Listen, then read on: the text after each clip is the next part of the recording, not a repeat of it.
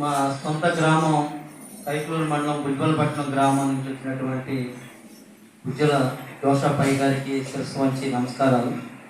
సొంత ఊరండి. ఉజ్వల రామలక్ష్మి గారు ఏమవుతారండి?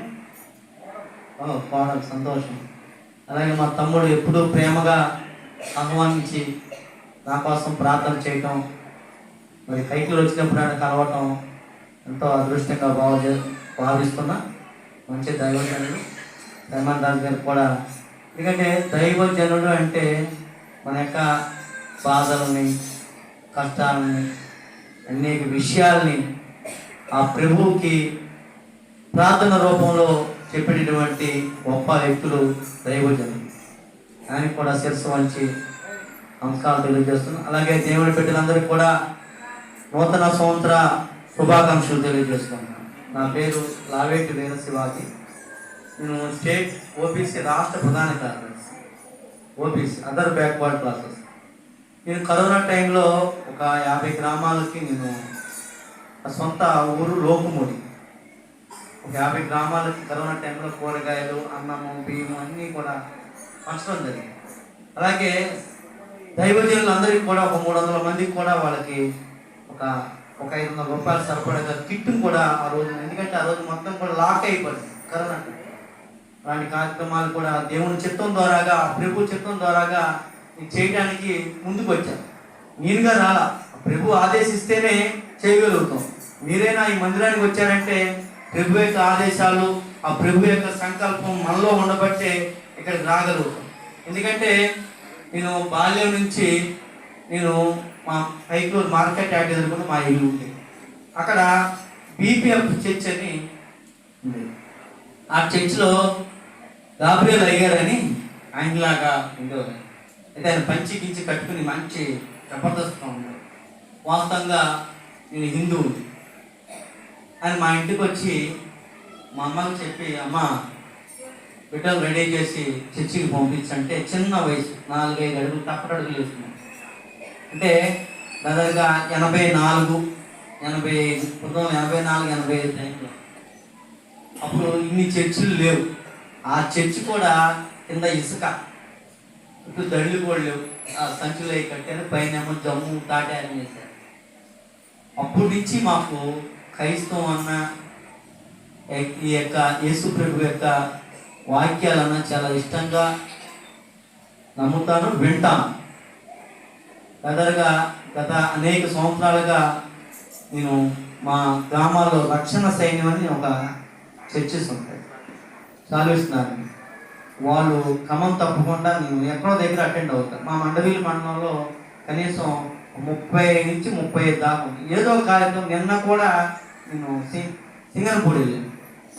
వాళ్ళంతా కూడా నన్ను ఎంతో ప్రేమగా అక్కడ పిలుస్తూ వెళ్ళటం జరుగుతుంది. ఎందుకంటే యేసు ప్రభు వారు మీ ఒక్కరికే దేవుడు కాదు, యావత్ ప్రపంచానికి నిజమైన దేవుడు. సాధారణంగా ఆయన ఒరిజినల్గా దేవుడే మానవ రూపంలో వచ్చినటువంటి మహనీయుడు. అవునా కదమ్మా? మన యొక్క బాధల్ని, కష్టాలని అన్నీ కూడా మనకి తెలియజేసి, నా కోసం కాదు, మీకోసం, మీ బిడ్డల కోసం పరితపించండి, శాంతిని, ప్రేమని, జాలిని, దయ చూపించినటువంటి గొప్ప వ్యక్తి జీసస్, యేసు ప్రభు గారు. యేసు ప్రభు గారు చనిపోయిన తర్వాత 52 సంవత్సరంలో కేరళలో ఈ యొక్క ఆధ్యాత్మిక యేసు ప్రభు యొక్క ప్రవచనాలు చెప్పడం ప్రారంభించారు. 52వ సంవత్సరంలో అయ్యారు. మరి అప్పటి నుంచి కూడా భారతదేశం అంతటి కూడా, మన ఆంధ్రప్రదేశ్లో అయితే మొదటిసారిగా విజయనగరంలో చర్చ్ కట్టారు. మీకు తెలుసో లేదో, విజయనగరం మొదటిసారిగా విజయనగరం యొక్క రాజుల యొక్క పర్మిషన్ తీసుకుని బ్రిటిషర్స్ అక్కడ చర్చిని ఏర్పాటు చేశారు. ఇది ఎందుకంటే క్రైస్తవ మతం అనేది శాంతిని, ప్రేమని పంచేటువంటి మతం. ఇది అంతేగాని వేరే గేమ్ కాదు.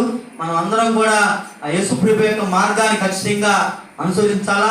మనందరం కూడా మన బిడ్డల్ని, పిల్లలందరినీ కూడా ఆ యొక్క బైబిల్ యొక్క మరి అనేక విషయాలు వాళ్ళకి తెలియజేయాలా. మనం కూడా క్రమశిక్షణగా ఉంటూ మన యొక్క సమాజానికి, యేసు ప్రభు వారు సమాజానికి సేవ చేశారు. ఆయన నిజమైన దేవుడైన, కానీ మన కోసం రక్తాన్ని సిందించినటువంటి దేవుడు. అవునా కదా? యేసు రక్తమే కాబట్టి రక్తాన్ని చిందించినటువంటి దేవుడు ఉన్నారంటే యేసు ప్రభు. కాబట్టి అంత గొప్ప యొక్క దేవుడు మనకి 4-5 రోజులు అయింది మనకి జన్మించి, అవునా కదా? ఈ భూమి మీద పశువుల పాకలో మరియ గర్భాన జన్మించినటువంటి ఒక మాతృమూర్తి మరియమ్మ తల్లి గారు. మరి ఆ గర్భాన ఒక ప్రభు ప్రపంచానికి వెలుగును తీసుకొచ్చారు. ఆయన పుట్టినప్పుడే ప్రపంచానికి వెలుగు వచ్చింది.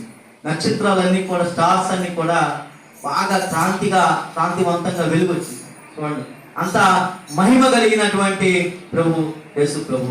కాబట్టి మనం అందరం కూడా ఆ యేసు ప్రభు మార్గాన్ని ఖచ్చితంగా అనుసరించాలి. ఆ యేసు ప్రభు యొక్క ఏదైతే బైబిల్ పవిత్ర గ్రంథం ఉందో ఖచ్చితంగా అది చదువుతూ మనం కూడా పరులకి ఉపయోగపడే విధంగా ఉండాలని చెప్తూ, మరి నేను ఎంతో ప్రేమతో